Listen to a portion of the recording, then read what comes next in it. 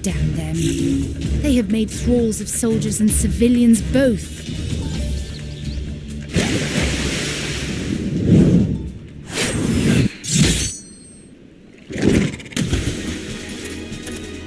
Did I miss much?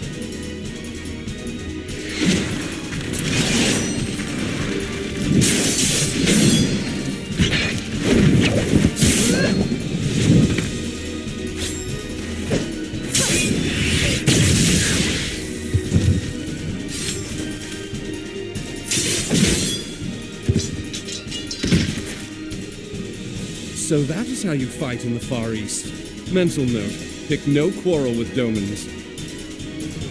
But seriously, if I am to keep up, I must needs forsake elegance for efficiency.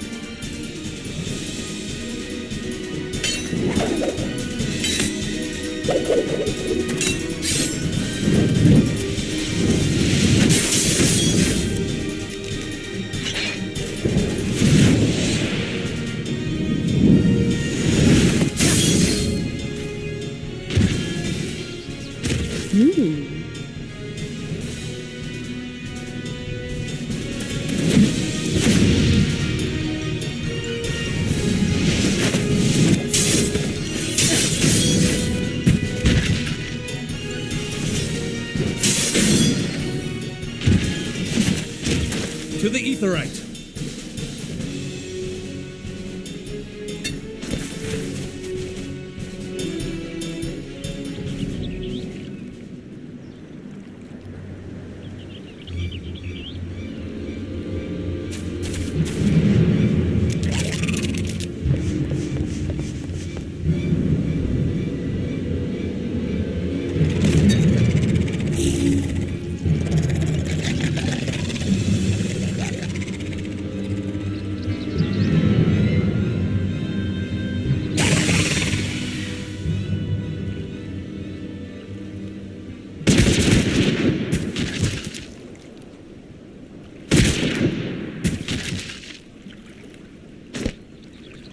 You'll forgive me my lateness.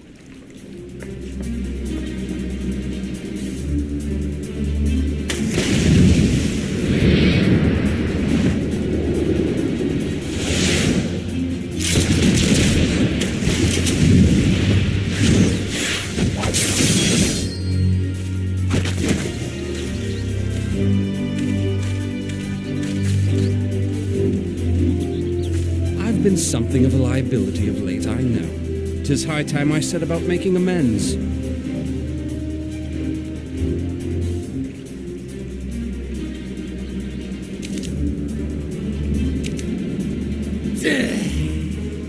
Long have you shriveled Swordwalkers, tormented our kind. But no more! Your time is at an end! You shall perish with salt in your wounds and sea in your lungs.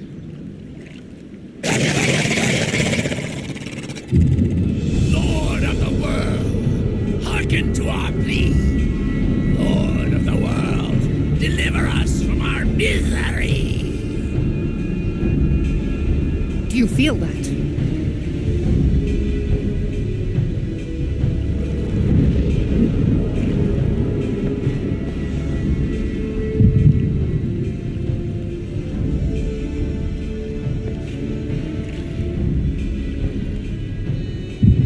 I know this sensation. It's the echo. What?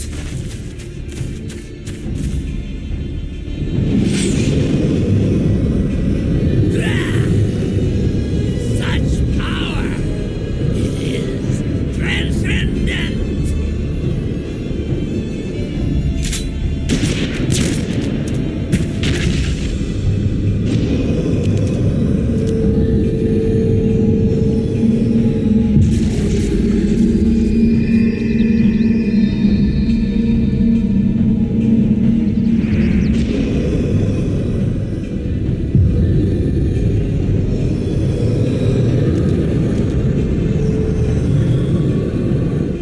Seven hells.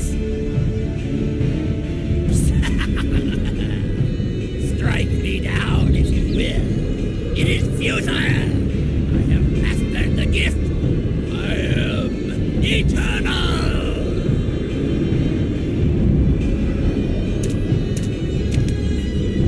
O mighty Leviathan, ruler of the seas, born of waters primordial, I offer unto you this frail flesh, that you might grant your faithful servants deliverance.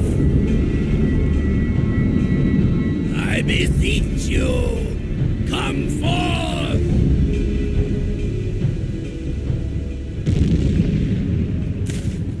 Die, damn you!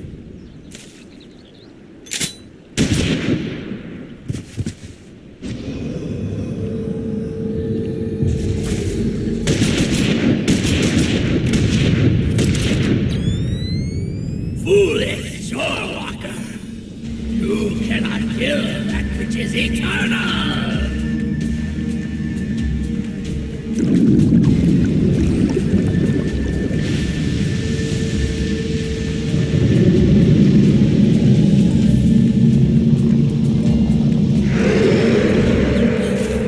Heavens fulfilled.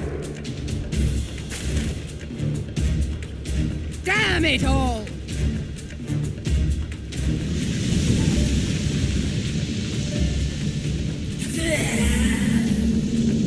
my being, ebb the way.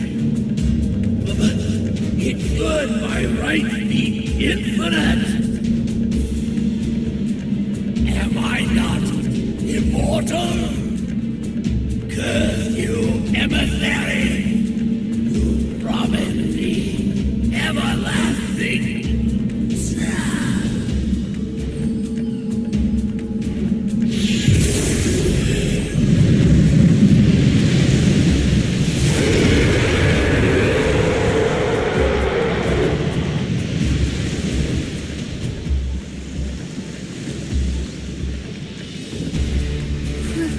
Where did he go?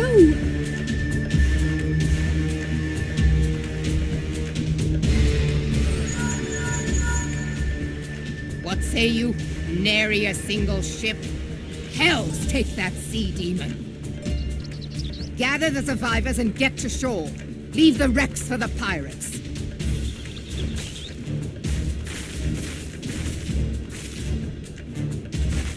Leviathan wastes no time. The diversionary squadron is lost. For a mercy, 'twould seem the Primal now makes for open sea. But why does he not press his advantage? Unless... God save us. He means to unleash a tidal wave.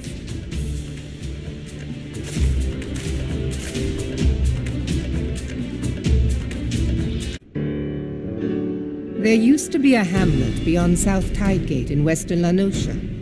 Hearthstone, it was called.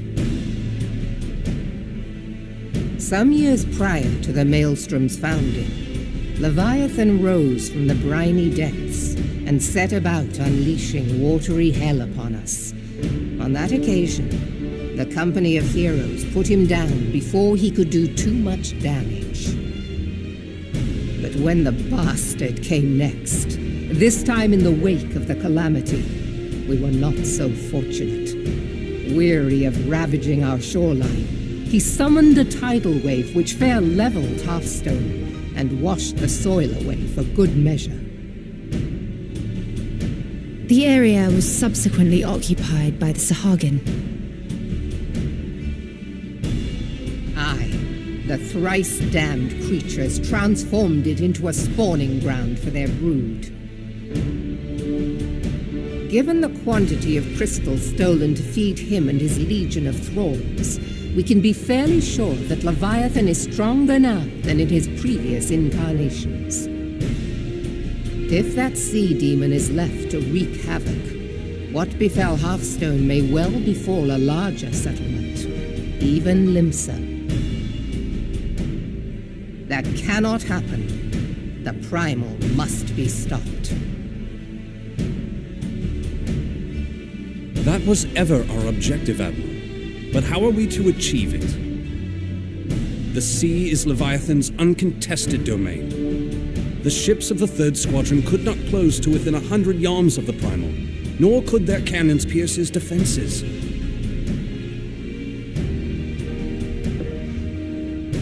I have read the reports, Master Thancred. Our warships may as well have been bloody pleasure barges for all the good they did. 7 hells! Is there no way that we might strike back? The company of heroes defeated Leviathan, having first lured him into an inlet, but we must needs contend with him upon the open sea. It will avail us little to consult past experience.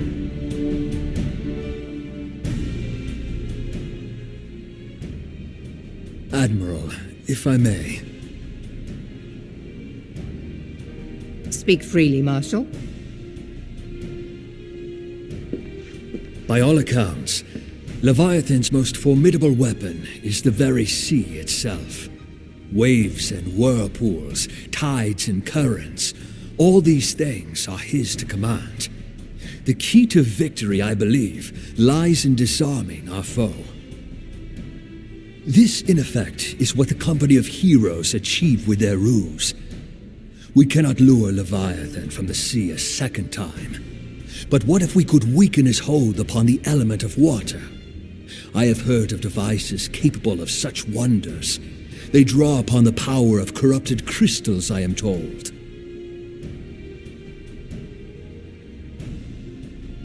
If mounted upon a ship, such a device might be used to prevent Leviathan from bringing the full force of the sea to bear against us, rendering him no more dangerous than any other sea serpent. Of course! Sid built a similar device to grant the Enterprise safe passage through Garuda's Tempest, did he not?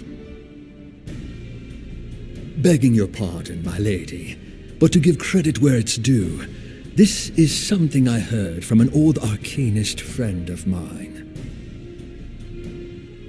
It makes little difference who thought of it first, so long as it works.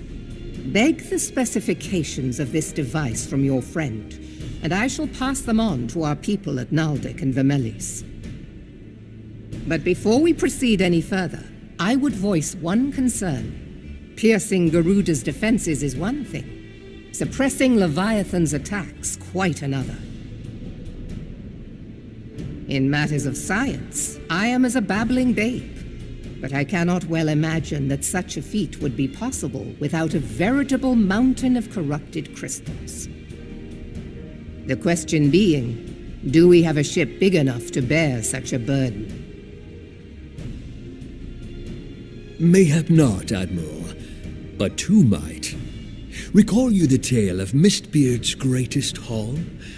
It is said that he lashed two ships together, side by side, the better to bear his plunder. By your leave, we might attempt to repeat the trick. The gods know it would be quicker than building a new vessel.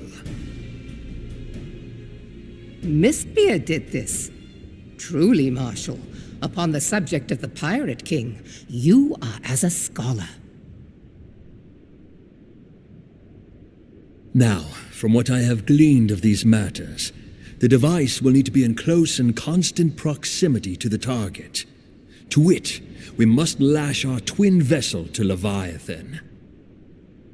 This in itself will be no small feat. Ramming speed will be required, but given the weight of the cargo, that will only be attainable with the aid of a towing vessel.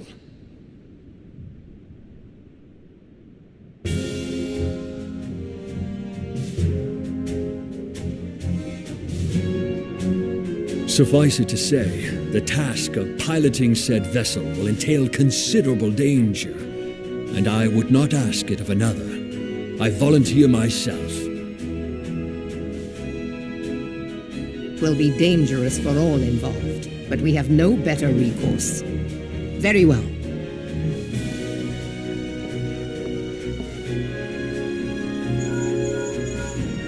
Commodore, assemble the remnants of the fleet at Morabee Bay. Give priority to our soundest vessels. The repairs can wait.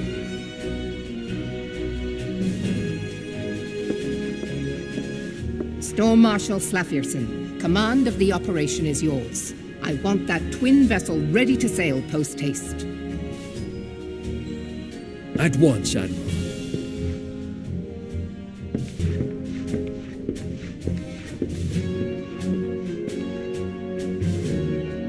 And then there is the small matter of slaying the beast. The fate of Limsa Lominsa rests upon your shoulders once again. Go well, warrior of light.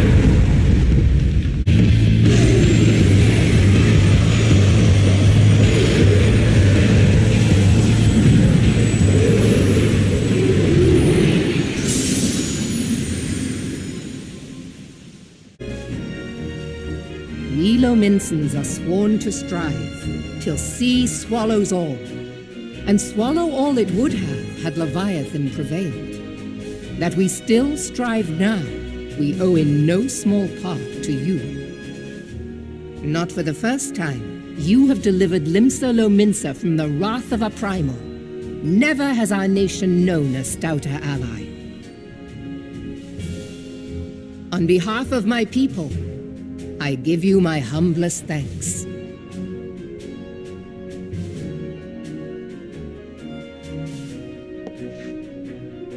'Tis meet that I give thanks to old Mistbeard, too, for his fine solution. Whatever else he may have been, 'tis clear he was a resourceful soul. Would that I had a man like him in my service.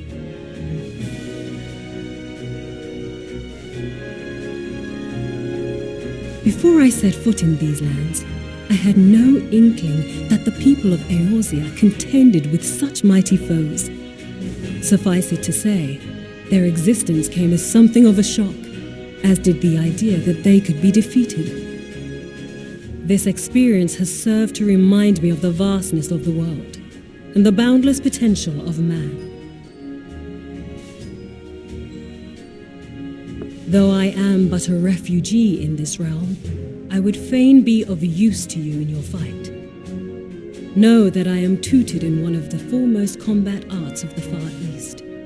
It may seem outlandish to the Eorzean eye, but should any of your people care to learn, I would be pleased to initiate them. And I will see to it that they are grateful. I have no doubt that your knowledge and skills will serve us well. Besides, your art is not so outlandish as you think. Would you not agree, Master Thancred? Naught escapes your searching eye, Admiral. Few are privy to this information, but Limsa Lominsa is home to a certain secret fraternity. Its members are trained in a form of combat not unlike your own. By my judgment, it should not be beyond such individuals to adapt to the techniques I witnessed you employing with such admirable deftness.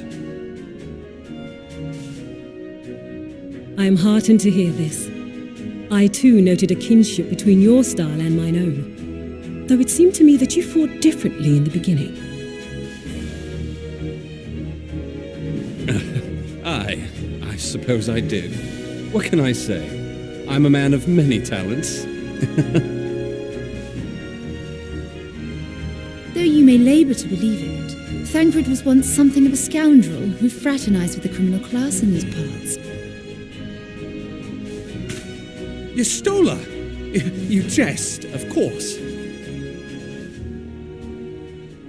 But for a chance encounter with Alphino's grandsire, he might never have left Limsa Lominsa, or received an education in Sharlayan, or taken up his post in Uldar, which is where he trained in the blade, lest you wonder.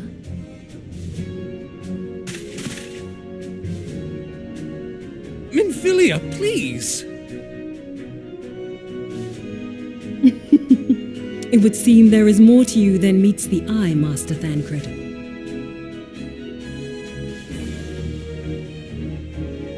Lady Yugiri, I am told that you and yours came to Eorzea seeking permanent resettlement, and that many domins have since been engaged as frontier hands at Revenant's Toll. Morderna is many things, but a place of refuge it is not. Know that I would like nothing better than to furnish your people with a new home here on Lominsan soil. Alas, racked by instability as we are, our nation is in no fit state to take you in. Yet I'll not have it said that we turned a blind eye to your suffering. Until such time as we can do more, I pledge to send provisions. We are in your debt, Admiral. I realize that it scarce qualifies as repayment, but if it please you, I shall set about sharing my martial knowledge with your people at once.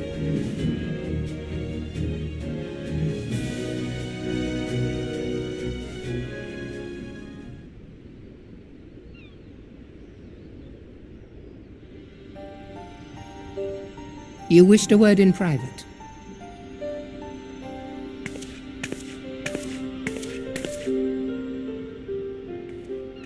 The better not to spoil the festive mood.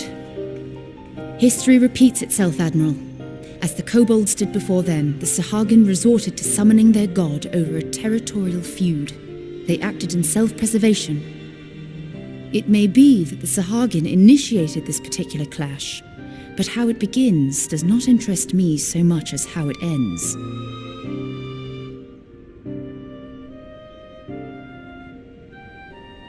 I have not forgotten our conversation, Y'ashtola. I am aware that man bears part of the blame for the Primal's existence. Nor am I ignorant of the Sahagin's reason for acting. They sought to secure a place to breed and multiply that their kind might survive. Self-preservation, as you say. But we have as much right to live and thrive as they. If our own survival is threatened, are we to lay down our arms and welcome oblivion? Nay. And so you kill, that you might live. Yet if living is a right, then that right belongs to all peoples, be they men or beastmen.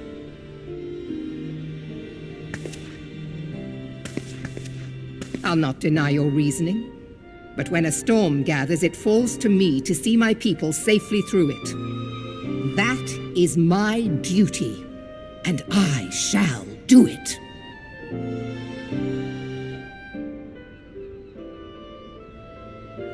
As must we all, Admiral. Stay the course, then, but know that it will lead to no good end.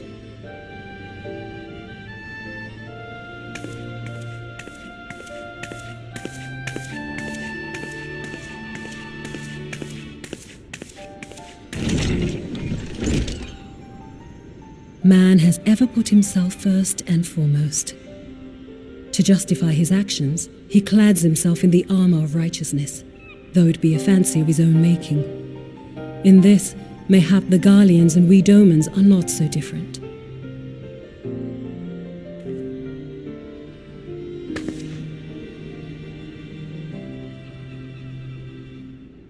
Eorzea has become as a raging sea.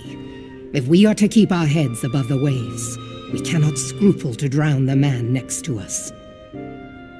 When hopes of coexistence founder, strength must determine who has the greater right to live.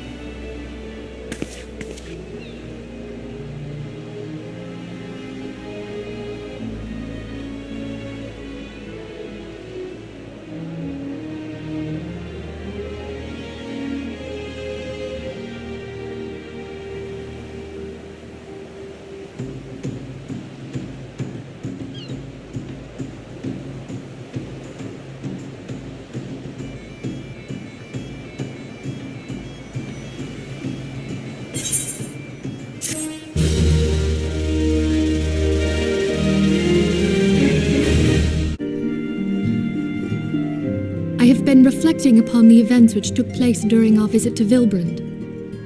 If you have a moment, I would share my conclusions with you. Please, bear with me.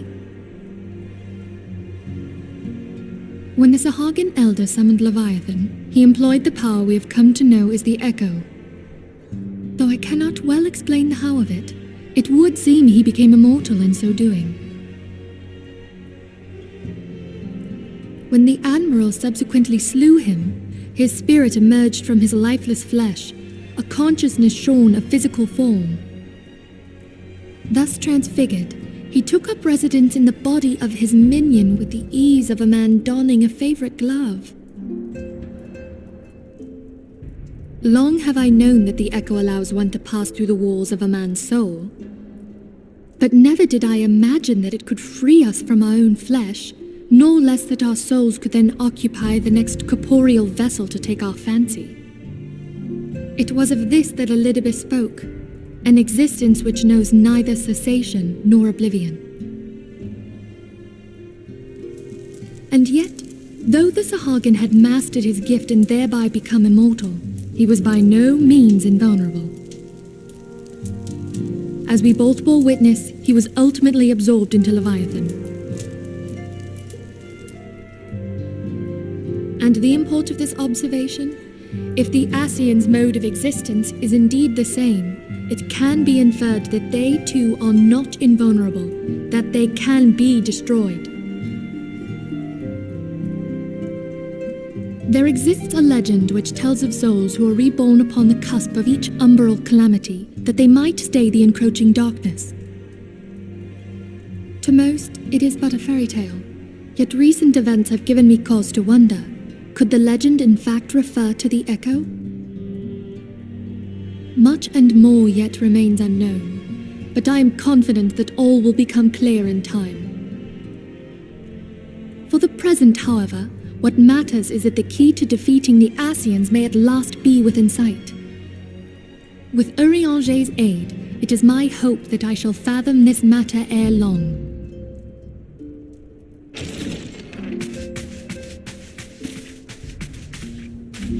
Oh, I was just about to send for you, my friend. Is Artemis? Grave tidings from the Sharlayan motherland, my lady. It doth concern our distant allies, the students of Baldessian. What of them? My lady, the Isle of Val, which for many years hath been the Order's home, is no more. No more? Whatever do you mean? I relate only that which hath been conveyed unto me by our agents. An etheric wave of the highest magnitude was recorded in the region. Soon thereafter, 'twas observed that the isle had ceased to be. 'Tis postulated that a magic was evoked, like in power to Ultima. 12 preserve.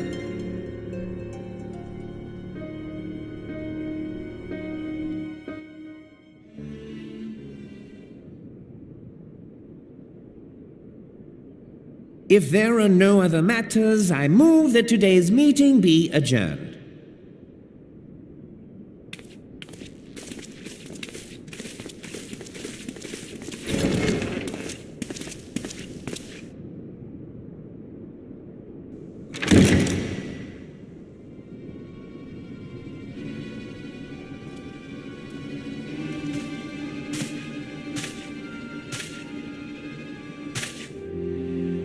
It is done, my lord. Forgive my impertinence, my lord, but these orders, I am uncertain as to what end they serve.